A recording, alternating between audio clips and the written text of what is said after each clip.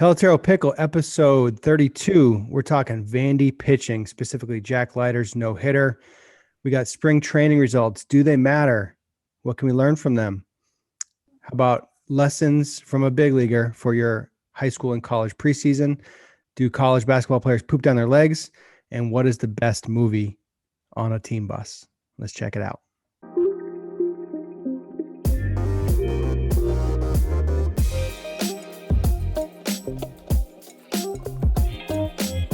Pickle, episode 32, almost a Larry Bird edition. Chris, how are you doing today? If it's almost a Larry Bird edition, it's the Magic Johnson edition. Oh, that's fair. That's the Bobby Tewksbury +4 edition because I was 28.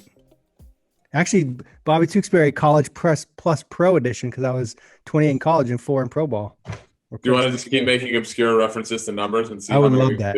I would love that because I can see Patrick like kind of rolling his eyes in the corner of my peripheral vision. So yeah, let's just keep making obscure he references. Loves when we ramble on like this. 32. Obviously, I'm going to make this about me and homers. One more homer than I hit in all of 2013 between AAA and the big leagues. You know what we should do? We should get like a weird sound, like a cymbal or something for every time I tell a homer story. It's just more editing, but we can make them do it. No, if we actually got the symbols, we wouldn't need to do the digital. Oh, just in real time. Just scratch the symbols. Yeah.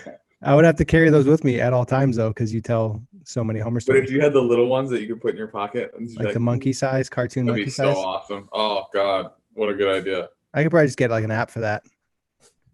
Program my phone anytime you tell a homer story that Siri plays the little symbol crash. That'd be fun. Yeah, I'm in. I'll look into it. You ready to jump into topics? I'm ready, man. All right. We got Jack Leiter of Vanderbilt baseball just dicing up who I don't even know who they played, but he threw a no-hitter. He dominated. Question here is concept of we've got these elite arms. They got Leiter and Rocker. These two kids are just blowing people away. Their stats are like almost identical. They're just dominating the college level right now. So Patrick and I were actually talking about this. We said, could they go to the big leagues right now? Yes. Pros and cons, yes and no's, reasoning, thoughts. One thing that I was talking about with him was the whole concept of like what they did with the Atlantic League. They're putting in all the same data, all the same technology to get comparable data. So you could say like, all right, Jack Leiter, this is your stuff. And they could then project how that would play in the major leagues. I looked up a bunch of his numbers. His fastball spin rate isn't high, but he gets like crazy extension.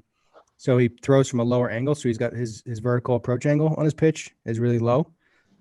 So it's a very flat pitch. So that's why he gets so many swing and misses on his fastball. Same thing with Rocker. They both get really good extension. Might be a Vandy thing.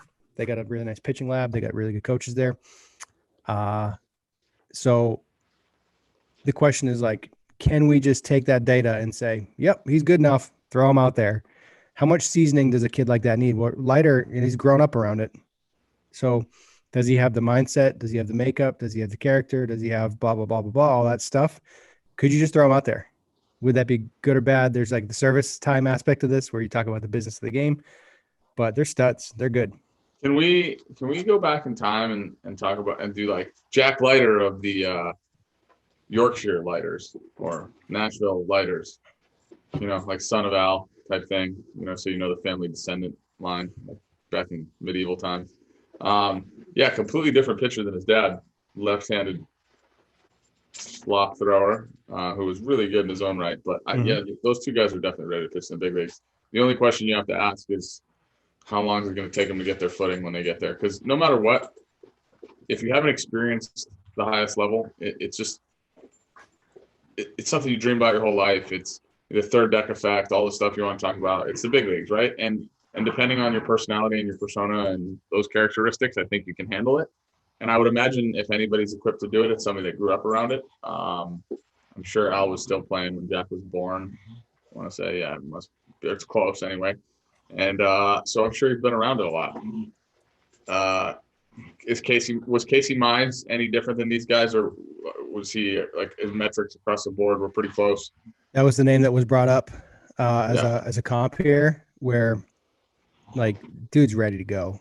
But just to give you some context, just to give you some context, he gave up like 5 or 6 the other day. He's got like an 8 or 9 ERA in spring training. So, I mean, it depends. What does ready to go mean? Like ready to go take your lumps in the big leagues and be a little bit more nervous and face some higher caliber hitters, guys that when you make mistakes have a chance to do damage. Like I think the thing that's happening right now for those guys, and this is how good they are, is they can make mistakes and get away with them more often than not. Like any mistakes they're making are not necessarily getting punished. So the reality of it is, how long will it take them to get seasoned? And then, like you said, the question becomes the onus really gets put on the organizations, right? I heard stuff about like Bobby Witt Jr. with the service time manipulation with the Royals. And I mean, it just depends. Like if a team doesn't feel like they're ready to win within that time frame, bring them up, and just too much business to it. But certainly from a pitching perspective, I would say they have top 5% stuff in the big leagues right now. I'd be very curious to see some sort of data on their misses.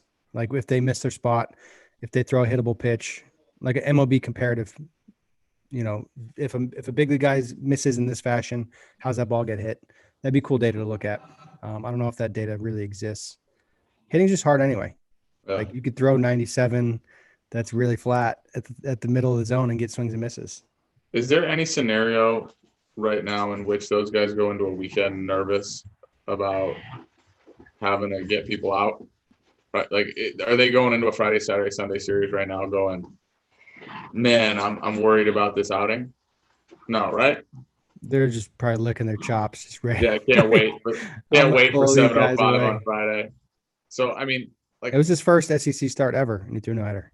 Yeah, so that's what I'm saying. Like, I don't think either one of those guys are feeling any nerves, pressure, tension of what is in their future, what is in their present. So, I mean, right there, you could say, all right, well, they've built in the characteristics that allow them to be really good at the highest level of college baseball. So their learning curve is probably shorter at the big league level. But I mean, remember Andrew? Like there were guys that signed big league deals. Like Andrew Miller, when he signed, he was really good, and he signed a deal out of North Carolina saying that he had to be in the big leagues by the end of the year. So I think there's always guys in college baseball that are capable of pitching in the big leagues. And let's not forget, I don't. To me, this stuff is not the thing that ultimately separates. And I think this is the part of the conversation. It's how ready are you to do it? That's the question you have to answer. How ready are you to give up 6 in 3 innings and answer questions after that and then bounce back the next day? One thing that they're doing really good at Vandy, and we got to visit there like 5 years ago, 6 years ago, 5 years ago. They do a great job bringing their alumni back. They have like a club. They have a locker room specifically for their alumni, their professional alumni in their clubhouse. So these guys are around it. I'm sure like David Price is probably texting them being like, dude, that was sick. The support that they have from that university and from the alumni of that university is probably awesome. David Price, Sonny Gray, Walker Buehler, Tyler Beatty. I'm sure I'm leaving a ton out, but there's some dudes that are coming out of that system. Like, how about this? If you're a high school kid, would you rather go to be in a minor league system or go to Vanderbilt and be in their development system? Well, when Tyler Beatty told me he was going to take Vanderbilt instead of the first round, because Tyler used to like bat boy for us for the Worcester Tornadoes, me, Treza, and Rick Azadorian, who was a first rounder, were all like, you got to go, man. You got it's the first round. It doesn't get any higher. He kind of stuck it up our butt after that and was like, hey, I'm going to go to Vandy, win a national championship, get drafted higher, and get more money. So I was like, Leiter's in the same exact situation right now, where he was drafted, got an offer, and now he's putting himself in a, I think, top 5 projected. Is that right? Well, the other kid's they're talking about the other guy going 1-1, right? Kumar. Yeah. Is he the better? I don't know if he's the better pitcher. Is he a safer bet because he's bigger? So there's like he's Friday, right? And Leiter Saturday. Not that it matters. But. They're both pretty absurd. Yeah, but the other guy, I'm hearing 1-1 on the other one. Leiter will be 1-3, 1-2. I don't think you're going to go wrong either Producer way. Patrick is really hoping Leiter gets to the Red Sox at 4. He's talking about it a lot, bringing it up frequently. So can you imagine? If that doesn't happen, we get to wear him out about it. Can you imagine we've gotten to a point in the game where excitement about the draft is like now penetrates fans, where I'd say 15 years ago, nobody in baseball ever paid attention to the draft enough to know even who a draft pick was, because they knew they weren't going to see him for 3, 4, 6 years type stuff. Yeah. So it goes back to that whole, like, Vanderbilt is like a minor league system. If you're a high school kid, coming out of high school, choosing, like, I bet they eat really well. They have really good trainers. They're surrounded by really competitive people. Corbin is fantastic, and he runs a really tight ship. So, like, you're going to be in college, you're going to be around that more than you would be in pro ball. Pro ball season ends. See you later. See you in the springtime. Good luck. Here's a workout printout. It's just a whole different world. And if you're getting the nutrition, you're getting the training, you're around it. They have a sick biomechanics lab and everything there. Like, you have access to everything you would ever need there. You're getting school for free. Like, it's a pretty good gig. School's probably not free, but I mean, nobody's getting 100. Maybe those two guys are. Yeah, they might be getting a full ride there, or they're doing all right. Their situation is pretty cushy. Yeah, they're not in bad shape. Yeah. So that over a minor league, I mean, tell you what, it's better than pitching the GCL. I know that. I wonder, can they take out like an insurance policy if they get hurt? I'm sure they could. If you can do anything, if you got like Tyler Beatty's situation, first round draft pick, get offered X amount of dollars, $1 million, $2 million, whatever it is. You're like, I'm gonna take an insurance policy out that if I get hurt, I'm still gonna get paid. And then if you make it through and you do better, then you do better. They should sign one of those Tatis deals right now. I bet you can do it.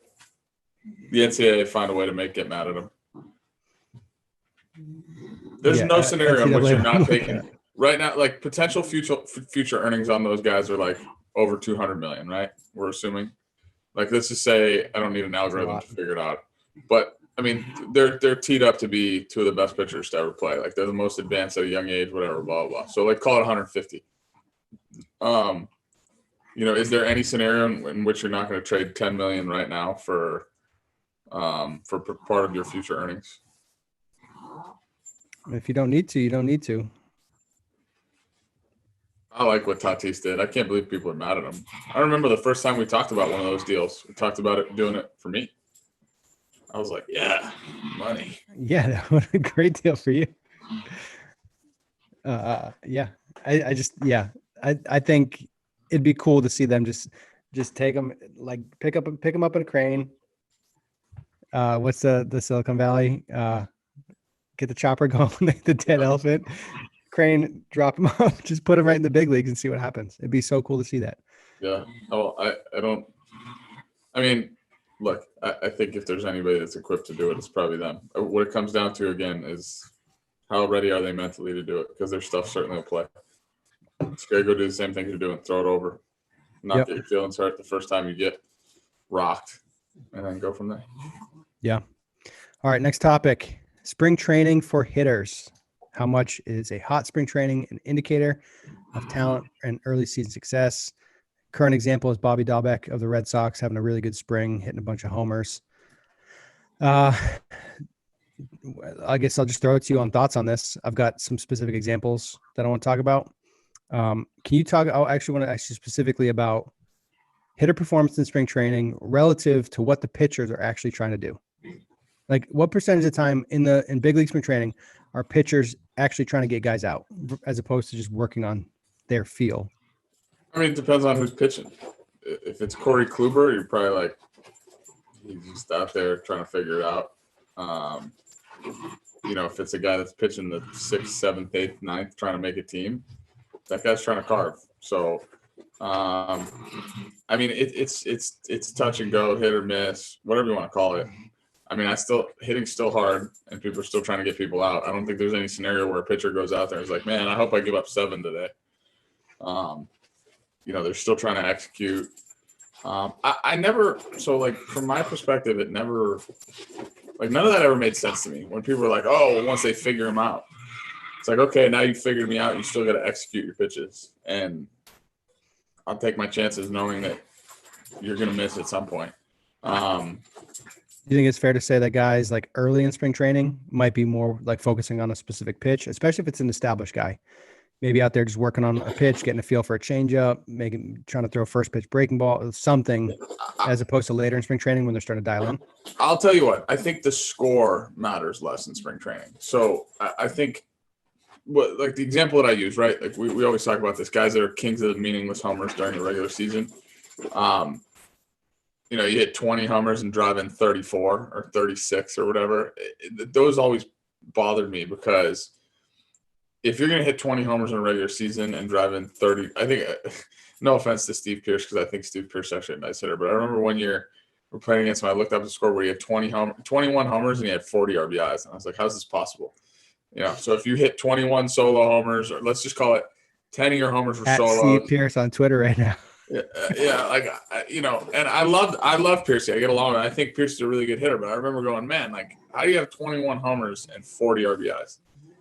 So the thing that happens is,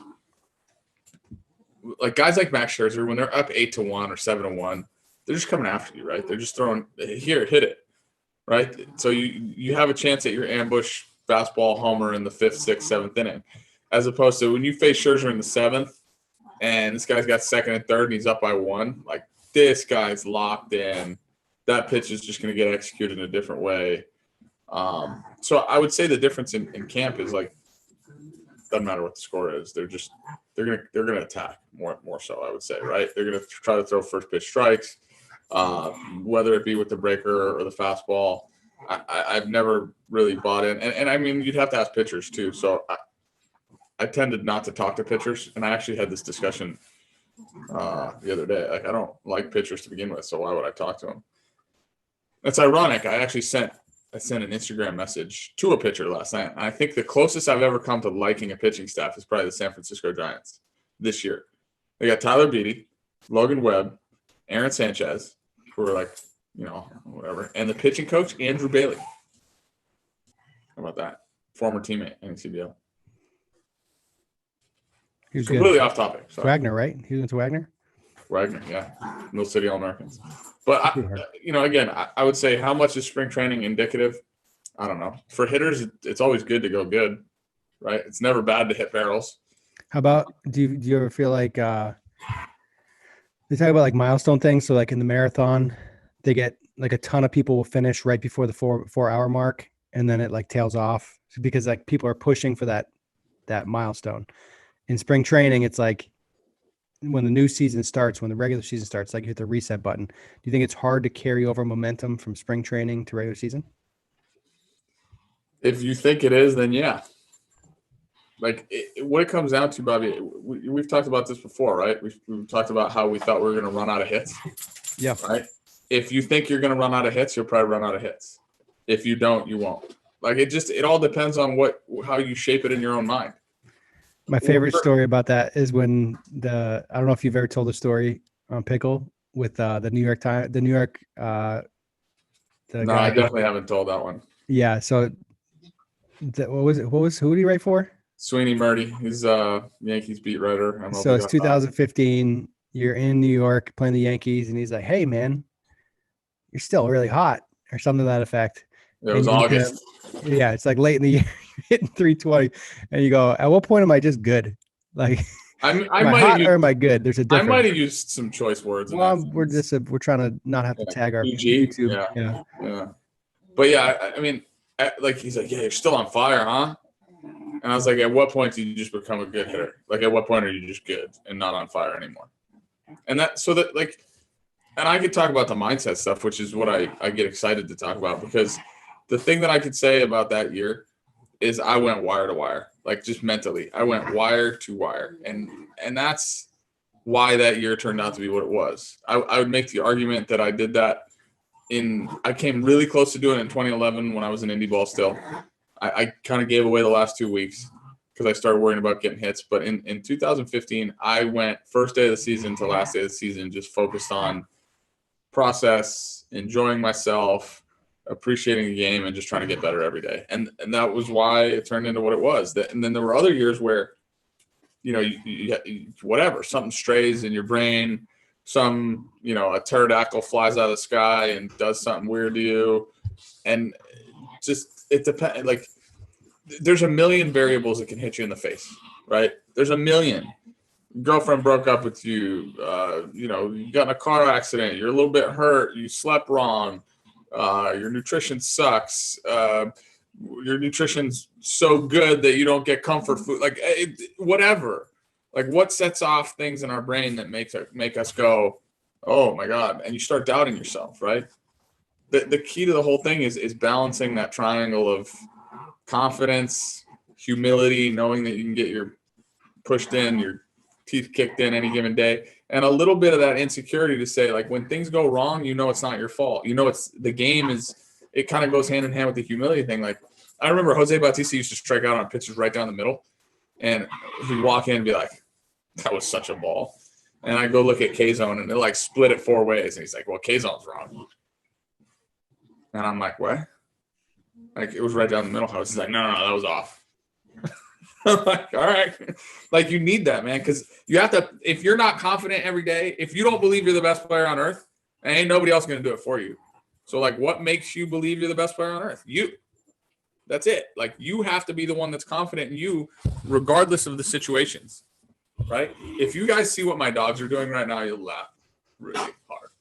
Like, they're going to knock my table over because they're in a wrestling match right here at the bottom of it. The dogs, they're always getting into something, those two. Yeah. I had a couple examples. Sean Rodriguez, 2010. I first started. That's when I was really like getting into swing stuff, trying to figure it out. Spring training, 460 with 6 homers and 63 at bats. And then regular season, 250 with 9 homers and 343 at bats.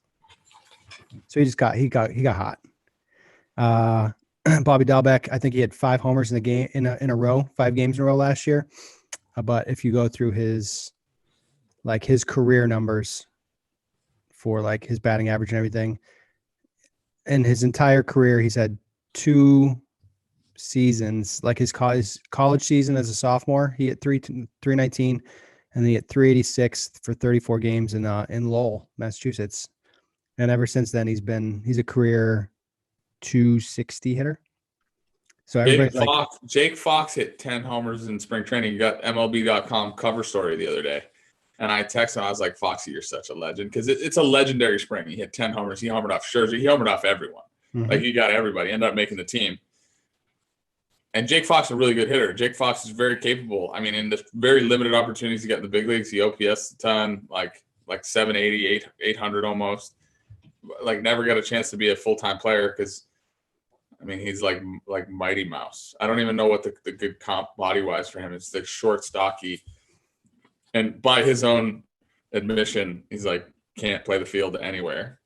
But, man, he could hit homers with the best of them. Like, that guy, he was on pace to hit. Like, if he carried that spring training pace into the regular season, he was on pace to hit like 68 homers or whatever. And I really firmly believe like this guy's capable because he can hit.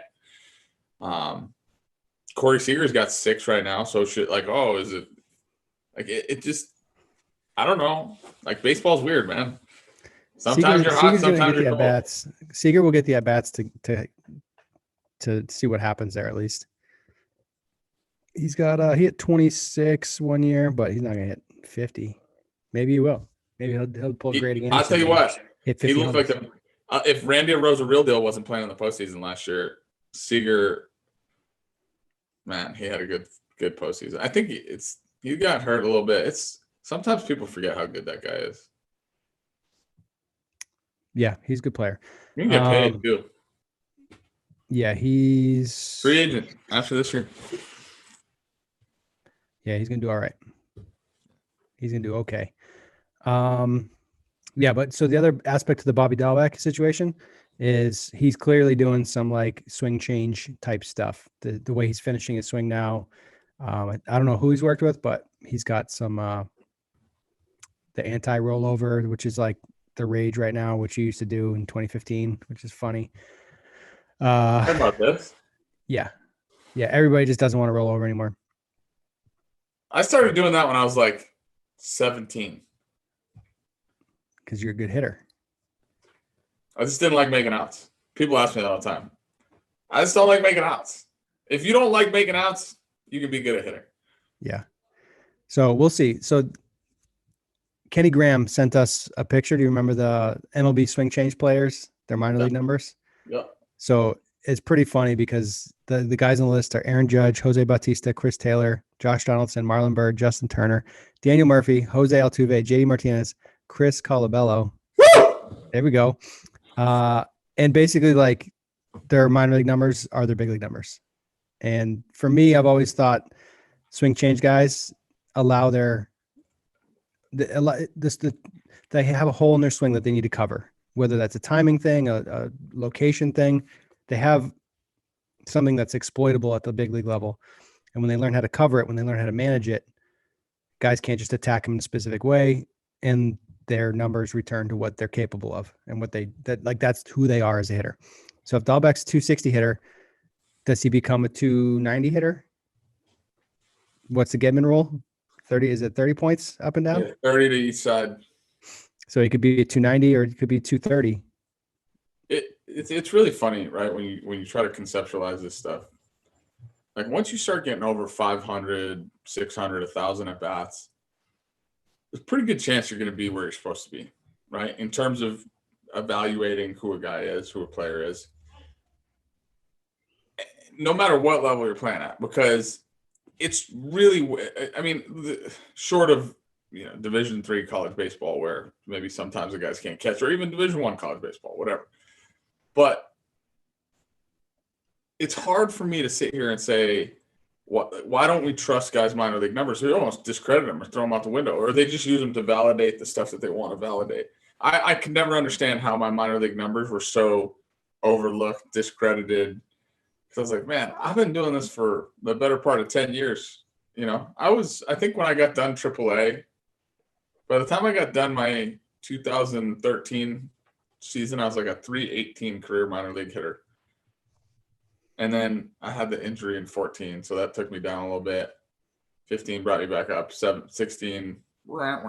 16, 17. But I still think I'm a 300 career minor league hitter, if you count any ball in affiliated. I haven't checked. I know those years will cut dark for me from 14 on. Yeah. Well, once you get to big leagues, you went like this. I'm a big leaguer now. Yeah. Which you should.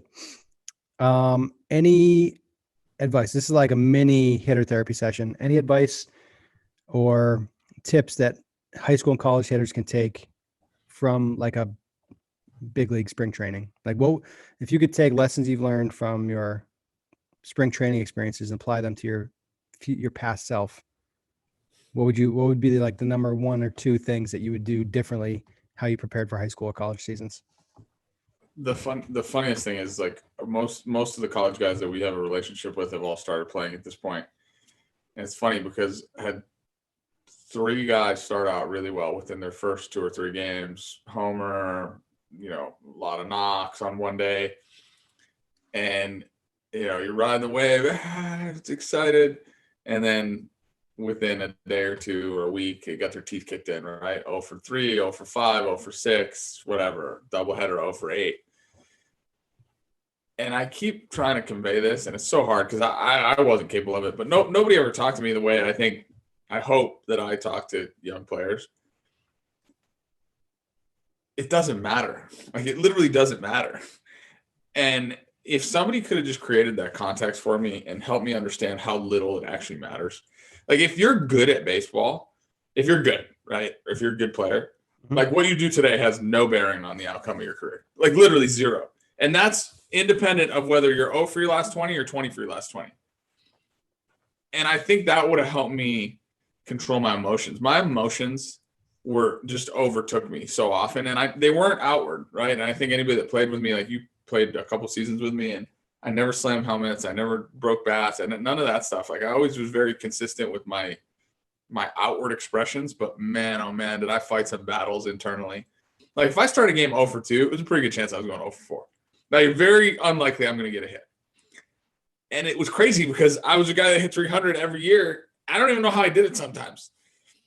But I knew if I started a game 0 for 2, I was in trouble because I'd be sitting there forcing myself to think about trying to get a hit. And maybe it didn't have as big an impact as it felt like it did, but I know that emotionally the game beat me up. Like I go 0 for 4. I wouldn't want to talk to anybody. I'd stay at the field till 1 a.m. Wouldn't want to go out. Wouldn't want to hang out with anyone. So I rode the wave, and I see young guys do it all the time now. And I'm like, they're doing the same things that I did. Only it's more outward. It's louder, probably like whatever, right? So my advice would be learn to control your thoughts. The craziest thing is like the game is 100% mental. Like there's physical things that we need to check boxes on, right? But it is mental. It is a mental nightmare, and it is a battle of attrition. We practice. How many swings the guys take in the offseason? How many times they go to the cage and hit for hours on end and get blisters and this and that? And like you never practice your mental skills. Like you don't ever practice, hey, I'm going to go 0 for 4 today and see how I deal with it.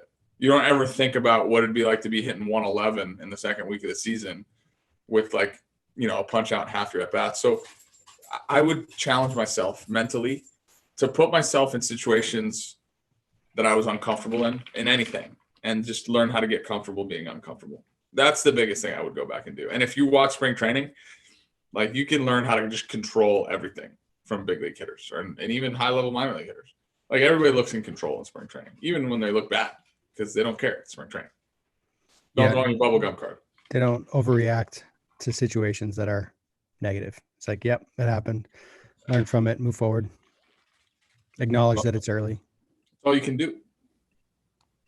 I always felt like in a season you find your rhythm, and sometimes it happens early, sometimes it doesn't happen as early as you want it to, but you get into a rhythm where you feel like yourself, and then you just kind of settle into the season.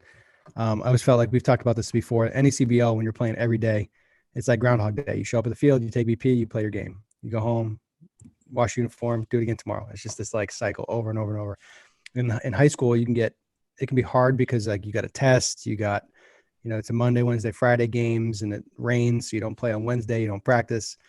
Get a bad grade on a test and you're freaking out, and there's always stuff that's blocking you from just focusing on the game.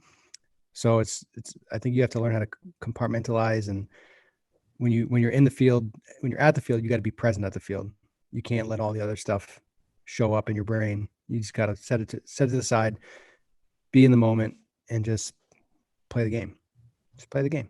The times I knew I was going good was when Groundhog Day was happening, right? Those were the times I knew I was fine, because I didn't have to worry about anything. I literally didn't have to worry about my swing. I didn't have to worry about it. I just knew what I needed to go take care of.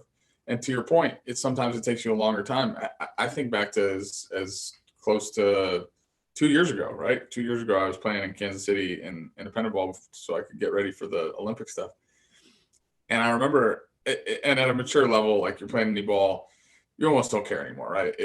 Not that you don't care, but you're certainly more equipped to handle struggling or whatever it might be. I remember I started out okay. I had a big series, like our second or third series I was there. I had 3 homers in the series. And so I threw 28 at bats. I had 3 home runs. I was like, oh man, I'm going to kill this league. I went 100 at bats without an extra base hit. Without an extra base hit, 100 at bats, like what's that, a month? Probably, A lot. And I was hitting like 230. And I was like, what is going on? So I was like grinding mentally a little bit, like not to the point where I was stressed out, or I was still upset, like I'm a competitor.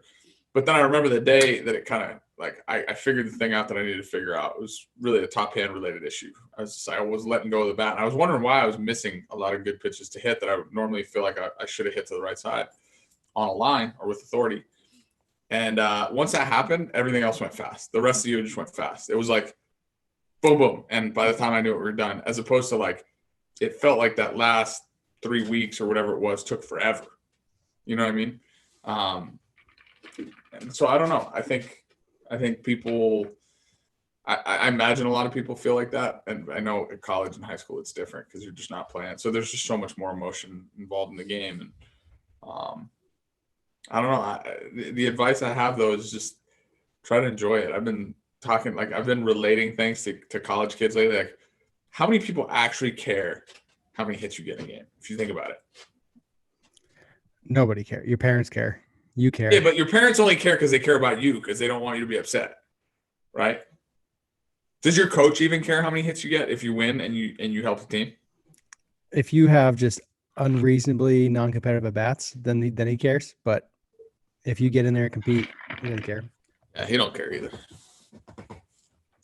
Crazy. Funny. Nobody cares. And oh, by the way, there's like 5,000 other baseball games going on in the current moment. So like, try to give people perspective. Ain't nobody cares. For the Blue Jays. Nobody. When I played for the Blue Jays, we had like, I don't know how many Blue Jays fans are there in the world. 10 million, 50 million. I don't even know the number. Nobody cared how many hits I got. Lou, my dad did. My dad. He's like, oh, you're gonna get 3 today. There are a lot of negative comments on like Twitter when you don't get hits, especially it's in a big moment. They care, but like if it's 7-0 in the 4th inning and you roll over, nobody cares. But if you went back and asked any of those people on Twitter that didn't have the internet in front of them what that person's done their last 10 at bats, would they know? No. No shot. No shot. All right. NCAA basketball tournament. We had the first weekend, bunch of upsets. Oral Roberts, 15 seed in the Sweet 16. That's pretty cool. Illinois got beat by St. Mary's. Who they lose to? It was Illinois versus Illinois Crime. Loyola Chicago. Loyola Chicago, bro. Come on. Yeah. Clean it up. Who else? Texas UT lost to Abilene Christian University. Like something. It's funny how like schools will show up you never even heard of before and just beat a big name school. The question is, does the rule of don't poop down your leg apply to basketball? And we were watching some games. There's some times where kids just speed up and try to do everything at once, and it doesn't end well. Syracuse was having trouble inbounding the ball last night. And then the guy goes to the line for a 1-and-1, and you know, what is it? A free throw is like 18 feet. He threw up a 16-footer like on his first free throw. And the guy's a 78% foul shooter. Like non-competitive foul shot in a 5-point game. NCFT? Yeah. No, I went with that fast. I didn't even give him the FT, but yeah, free throw, it would be foul FT. shot. An NCFT, non-competitive foul shot. Non-competitive free throw. As the front end of the 1-and-1. And like you see it, I mean, it happens a lot. Like the seeds in the NCAA tournament are a surefire way to just dictate like how the game's going to go, right? You very rarely see blowouts from the higher, like the lower seed, I guess. Like if the 11 beats the 6, very rarely do you see a 10, 15, 20-point game in that direction. I think it happened a couple of times this year. But if being the higher seed gives you like that little bit of that edge, right? Well, they're probably a better team 10, with better athletes, to be fair. Did you see how Houston came back and won the game? They were down 6 with like a minute 30, and then they won by 3 in regulation. That one was tough to watch. West Virginia was down 9, and they went on a 9-2 run or whatever to cut it to, or they were down 11 to cut it to 4 at any given point, and Syracuse almost blew it. So yeah, people poop down their legs all the time. Because if you just breathe and play basketball, like you're gonna be fine. But at what point do you have to say like that's what makes that team good is the fact that they have the ability to do that? Yeah. I think in big moments, emotions can spike, time speeds up, and bad things can happen. Well, it's because you only have one shot at it, right? It's a one game, it's a one and done situation. Illinois hasn't been that high of a seed ever, maybe in the tournament. So maybe that was something for them that they, I don't know, they were worried, nervous, whatever you want to call it. I think this is going to be the most double-digit seeds I think ever in the Sweet 16. Did you just make that up? No, I heard that. Like there's going to be like at least 4 double-digit seeds in the Sweet 16. We'll have to fact check that one. But I didn't come in hot. I heard. Yeah. But it is the year of the double-digit seeds because UCLA is playing Abilene Christian. That's an 11 versus a 14 to go to the Sweet 16. Love it. And they did the reseeding too, so they had to go through 2 higher seeds, guaranteed higher seeds anyway, because they're doing it all in the bubble. It's been fun to watch though. NCAA tournament's always fun. My favorite thing to do, I do a game, we do an over-under on real time remaining, RTR. So we'll say it's like 2 minutes left in the game, 2-point game. Both teams have 2 timeouts. One team's in bonus, one's in double bonus, and then you set the over under for how much real time will remain. Gonna take, yeah. So it'll be like 12 minutes. And you have to pick it over under. We got within a minute twice yet. Pretty exciting. The Illinois game, we needed one more foul. We had a situation on, was it Friday or Thursday? A team was down by like 4. They had 30 seconds left on the clock, and they took like 15 seconds to bring the ball up. Like run your full offense, shot a terrible 2, missed, and then the whole was that the Oral RTR Roberts? got just destroyed. Was that the Oral Roberts game against Ohio State? It was not Oral Roberts. I forget who it was, but it was terrible. Like they were down by 4, and they worked really hard to get a 2, like a long. It was like an 18-foot 2. Yeah, and missed, and then I think did they even foul at the end? Then they just packed it up. They're like, all right, let's talk about the poop down your leg. We need a foul. Last night we had like guys get like multiple cuts. They like had the trainer over. We're like, fix that cut, fix that. Like we need time to take that because we did 18 minutes. I think it was 18 minutes for like 2.5 minutes left. Nice. And we almost made it. We missed by 40 seconds. We need one more foul. We would have got there. Let's go back to the poop down your legs thing, right? So I'm thinking of the Syracuse West Virginia game. So first of all, the point guard for Syracuse or whatever he is, I think he's a point guard, is 76% foul shooter. Like Buddy Boeheim, who's Jim Boeheim's son, is the shooting guard who's electric. So he goes to the line for 1-and-1. It's just cash money's both of them, right? Like ain't no thing but a chicken wing, just as cool as the other side of the pillow. Like this dude, and the announcer was like, man, you want this guy shooting for you when the game's on the line. And the other guy's like, I want him. Clark Kellogg was like, I want him shooting for me anytime. I don't care what it is. So then the other guy goes to the line. So it's like a 5-point game. The other guy goes up, and he's like a 76% free throw shooter. So, like, you have a clue. Like, it's a pretty good foul shooting percentage. He's like, choke, non-competitive free throw. West Virginia gets the rebound. They run down court. Whoop, whoop, lay it in, right? So now you want to talk about the poop down your leg moment. Syracuse had trouble getting the ball in. They got tied up on the first one. So, like, jump ball. They kept passing it into the corner. Yeah. They passed it in the corner 3 and then times they couldn't make passes. But finally, like, Boeheim was like, nah, give me the ball in space. So, like, he gets the throw over his shoulder. Boeheim goes to the line, and he makes the first one to make it 3, right? Now, West Virginia has no timeouts left with, like, 3 seconds left on the clock. He was like, yes. He misses the second foul shot. They get the rebound. And they just stood there. No, outlet pass, and the kid goes, huh, and he's traveled. You want to talk about pooping down your leg? Like what?